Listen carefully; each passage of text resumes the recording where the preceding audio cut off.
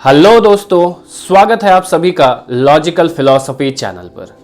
यहाँ हम अलग अलग कॉन्सेप्ट्स के पीछे छुपी लॉजिकल फिलॉसफी को डिस्कस करते हैं और आज भी हम एक ऐसे ही इंपॉर्टेंट टॉपिक के पीछे छुपी लॉजिकल फिलॉसफी को डिस्कस करने वाले हैं। So without wasting any time, let's get started. दोस्तों, पर्सनालिटी डेवलपमेंट ये टर्म तो आपने डेफिनेटली सुना ही होगा और इस कॉन्सेप्ट को समझने के लिए आपने कम से कम एक वीडियो देखा होगा या फिर एक बुक पढ़ा होगा या फिर एक सेमिनार तो डेफिनेटली अटेंड किया ही होगा।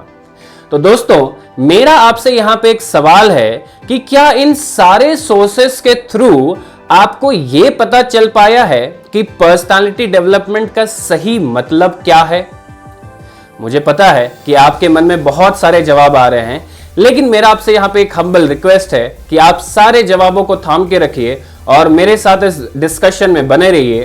डेफिनेटली आज आपको एक बहुत ही ऑसम कॉन्सेप्ट मिलने वाला है। दोस्तों, पर्सनालिटी डेवलपमेंट को समझने के लिए चलिए आइए सबसे पहले पर्सनालिटी को समझ लेते हैं।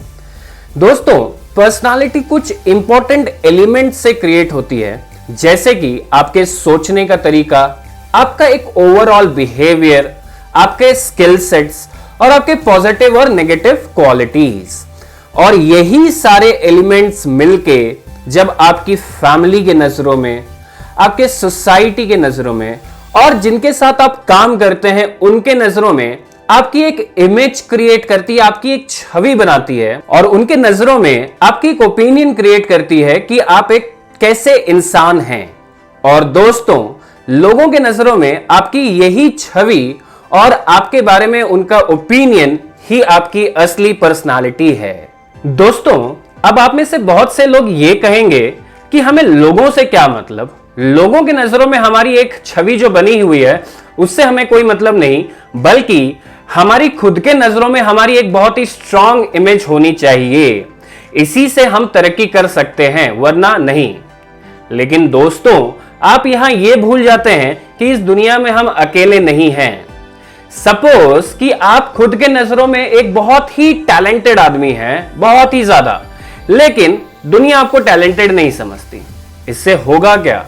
इससे होगा ये कि आपको कोई भी अपॉर्चुनिटीज नहीं मिलने वाली, ना कोई अप्रिसिएशन मिलेगा और ना ही कोई रिकॉग्निशन। इसीलिए जरूरी यह है कि पहले शेर बनिए, ताकि दुनिया वाले के नजरों में और आपके खुद के नजरों में रियलिटी में एक शेर की इमेज क्रिएट हो सके। दोस्तों, अब आप में से बहुत सारे लोग ये भी कहेंगे कि लोग हमारे बारे में क्या सोचते हैं, इस पे हमें ज्यादा सोचना नहीं चाहिए। क्यों? क्योंकि हम कितना भी अच्छा काम करने जाएं, कहीं ना कहीं अंत में हमें बुराइयां ही मिलती हैं। लेकिन दोस्तों, क्या कभी आपने ये सोचा है कि लोग हमें बुरा कहते क्यों हैं? चलिए आइए समझते हैं।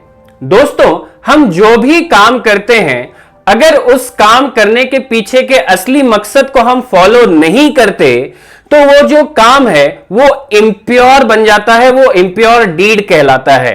अब ये इम्प्योर डीड क्या है, चलिए आइए समझते हैं। दोस्तों, जब भी आप कोई दान या सेवा करते हैं तो उसके पीछे का मकसद क्या होना चाहिए? सामने वाले की मदद। लेकिन अगर आपका पर्पस ये है तो डेफिनेटली आपको बुराइयां मिलेंगी। अगर आप जिम जाते हैं, एक्सरसाइज करते हैं, तो उसके पीछे का मकसद क्या होना चाहिए? आपका हेल्थ। लेकिन अगर आपका मकसद यह है तो डेफिनेटली आपको बुराइयां मिलेंगी। अगर आप कोई सामान खरीदते हैं तो उसके पीछे का मकसद क्या है? ताकि उस सामान से आप अपने काम को और अच्छी तरीके से कर सकें। लेकिन अगर आपका मकसद यह है तो डेफिनेटली आपको बुराइयां मिलेंगी। इसलिए दोस्तों, आप जो भी काम करें उसके पीछे की जो असली मकसद है उसी को फॉलो करें, तब जाके आपका इम्प्योर डीड प्योर डीड्स में कन्वर्ट हो जाएगा और फिर कहीं ना कहीं आपको बुराइयां नहीं मिलेंगी और लोग आपके बारे में अच्छा ही सोचेंगे और आपके लिए एक अच्छी राय ही बनाएंगे। दोस्तों, हम लोगों की नजरों में दो तरीके की पर्सनालिटीज क्रिएट कर सकते हैं, एक आइडियल पर्सनालिटी और दूसरा अट्रैक्टिव पर्सनालिटी। अट्रैक्टिव पर्सनालिटी में लोग आपकी तरफ आपकी किसी एक अच्छी हैबिट की वजह से, आपके किसी एक अच्छे काम की वजह से अट्रैक्ट हो सकते हैं। लेकिन ध्यान रखिए, जिस दिन आपकी लाइफ से ये अट्रैक्टिव एलिमेंट खत्म हो जाएगा उसी दिन आपकी पर्सनालिटी की भी अट्रैक्टिवनेस खत्म हो जाएगी और लोग आपसे अलग होना शुरू कर देंगे। इसीलिए हमें हमेशा आइडियल पर्सनालिटी डेवलप करने की सोचनी चाहिए। आइडियल पर्सनालिटी में आप लोगों को अट्रैक्ट नहीं बल्कि इन्फ्लुएंस करते हैं।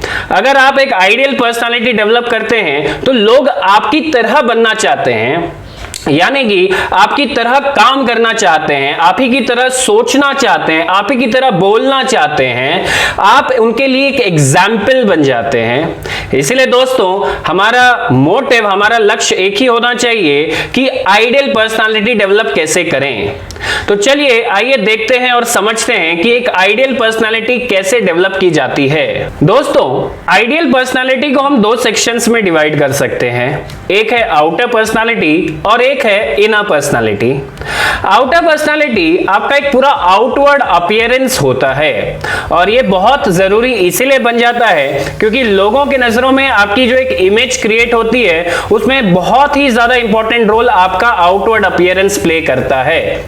इसलिए चलिए आइए आउटवर्ड अपीयरेंस को डिटेल में समझते हैं। आउटवर्ड अपीयरेंस में सबसे पहले आता है आपका हेयर स्टाइल। दोस्तों, आपका हेयर स्टाइल आपके पूरे एक लुक को डिसाइड करता है, इसलिए बहुत जरूरी है कि आप एक डिसेंट हेयर स्टाइल चूज करें और उसे मेंटेन करें। दूसरा आता है बियर्ड। दोस्तों, आपको समझना पड़ेगा कि आपके बियर्ड का स्टाइल आपके मैच्योरिटी को डिफाइन करता है, इसीलिए अपने लुक के हिसाब से एक डिसेंट बियर्ड स्टाइल चूज करें और उसे मेंटेन करें। तीसरे नंबर पे आता है माउथ। ध्यान रखें, जब भी आप किसी से बात करें तो आपके मुंह से बदबू ना आए, आपका दांत हमेशा साफ रहना चाहिए और हमेशा एक सुंदर स्माइल मेंटेन करें। इसके बाद आता है आपका अटायर। दोस्तों, आपको यह समझना होगा कि जब भी कोई इंसान आपको देखता है तो सबसे पहले उसकी नजर आपके कपड़ों पे जाती है। इसीलिए जब भी आप अपने ड्रेस खरीदें तो कुछ बातों का ध्यान रखें, जैसे कि आपके ड्रेस करंट फैशन के अकॉर्डिंग होने चाहिए और आपके जो ड्रेसेस का कलर कॉम्बिनेशन है वो आपके स्किन कॉम्प्लेक्शन को मैच करना चाहिए। अगर आप डार्क कॉम्प्लेक्शन के हैं तो लाइट कलर के कपड़े पहन सकते हैं, लाइट कॉम्प्लेक्शन के हैं तो डार्क कलर के कपड़े पहन सकते हैं। और ध्यान रखिए, कम से कम आपके पास 8 से 10 सेट के ड्रेस तो हो ही, ताकि हफ्ते के हर दिन आप एक अलग ड्रेस पहन सकें। इसके बाद आता है बॉडी लैंग्वेज।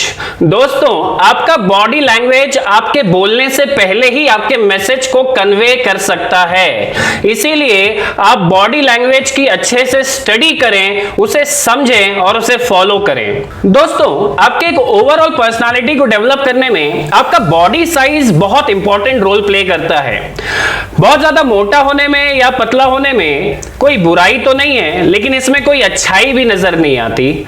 अगर आपको देख के कोई मोटा कह दे या पतला कह दे तो कहीं ना कहीं वो आपके कमी को आपके सामने ला रहा है, इसीलिए इस कमी को दूर करें और बीएमआई के अनुसार अपने बॉडी को मेंटेन करें। दोस्तों, एडिक्शन आपके आउटर पर्सनालिटी के ऊपर एक दाग लगा सकता है, क्योंकि हमारे सोसाइटी में एडिक्शन को एक बैड एलिमेंट के रूप में देखा जाता है। इसीलिए अगर आप अपने एडिक्शन को खत्म कर सके, छोड़ सके, तो यह बहुत ही अच्छी बात होगी। लेकिन अगर आप ये नहीं कर पाते हैं तो कम से कम ये कोशिश करें कि आपके एडिक्शन के बारे में किसी को भी पता चल सके नहीं। इसे आप एक सीक्रेट रखिए ताकि ये आपके पर्सनालिटी के ऊपर कोई भी दाग नहीं लगा सके। तो दोस्तों, आप इन सारे चीजों को फॉलो करके एक आइडियल आउटर पर्सनालिटी बना सकते हैं। तो चलिए अब देखते हैं एक आइडियल इनर पर्सनालिटी कैसे बनती है। दोस्तों, आपका इनर पर्सनालिटी आपका इनर सेल्फ होता है, आपके अंदर का इंसान। ये इंसान लोगों को दिखता तो नहीं, लेकिन इस अंदर के इंसान को लोग महसूस कर सकते हैं।